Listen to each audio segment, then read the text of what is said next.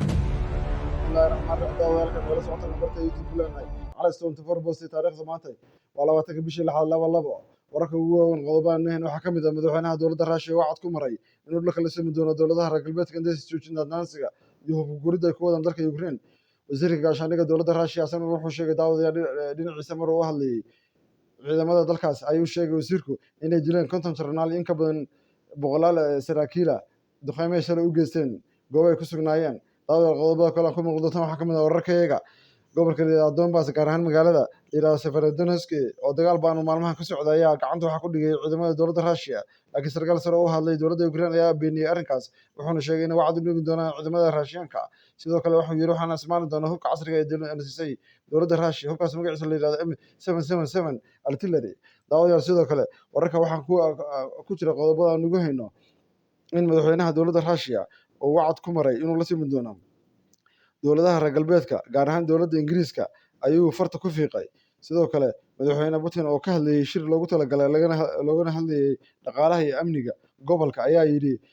dowladda Raashiya waa dowlad madax bannaan wuxuu tusaalahan usoo qaatay dalka Kosovo markuu kala go'ayay oo reer galbeedku kala goynayeen wuxuu yidhi dowladda Kosovo iyo shacabkooda midna talo lama weydiin wayna kala gooyeen gobolkay ka gooyeen waxay aqoonsadeen boosniintii dowlad ayuu yidhi Serbiyaanka marka wuxuu yidhi anagu xaq ayaan u leenahay in gobolka Donbass aan u aqoonsano dowlad waxaana la galnay heshiis sidaa daraaddeed ma yeelano arrinka inoo yeerinayaan dowladaha reer galbeedku maruu ka jeedinayo shir ay isugu yimaadeen ururada dhaqaalaha iyo ganacsato aad u fara badan oo kasoo jeeda dalka Raashiya daawadayaal madaxweynuhu sidoo kale wuxuu taabtay in cunaqabateyntii la saaray dalkiisa ay waxyaalo gaarsiisay laakiin wuxuu yidhi arrinkaas anaga uma dhuntunayno umana joojinayno dhaqaalahana waa hagaajinaynaa warshadihii reer galbeedku ay ka carareen iyo maqaaxiyihiina wuxuu yidhi shacabka ayaan ku wareejinay boorka ayaan dib looga jafay Raashiyaankuna saaxiibo badan ayuu leeyahay yidhi sida dowladaha Asia iyo Afrika iyo Carabaha oo kale haddii reer galbeedku gadan waayeen gaaskayga ayaga dhib ku tahay dhaqaalahoodana uu hoos u dhicin doonaa wayna arrinkaasna way taaban doontaa buu yidhi wuxuu yidhi dalkaygu waa dal madax bannaan waa dal dhaqaale leh waa dal qaniya waa dal beera leh waa dal saliidda hodan ku ah waa dal ciidan la jignojeelda marka anagu sida Liibiya iyo Ciraaq oo kale inay noola dhaqmaan ma ka yeelano reer galbeedka ayuu yidhi maruu ka hadlayay shir laisugu yimid habeenkii xalay ahaa oo aad ugu dharbaaxay dowladaha reer galbeedka oo kuna tilmaamay kuwo doqomaa oo fuliyiina wuxuuna kaloo sheegay inay dantooda keliya eegtaan qofkii ka hadlay asagu ama danihiisa eegta ama dowladda danaheeda eegta inay dandansadaan sidoo kale daawadayaal sarkaal sare oo hadlay dowladda Raashiya wasiirka gaashaandhigga ayaa iyaantan u hadlay ciidamada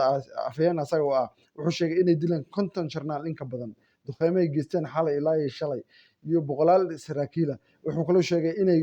duqeeyeen goobo istiraatiiji ah oo ay fidhiyeen ciidamada Ukrainiintu daawada sidoo kale dagaal aad u farbaan ayaa ka socda gobolka Donbass gaar ahaan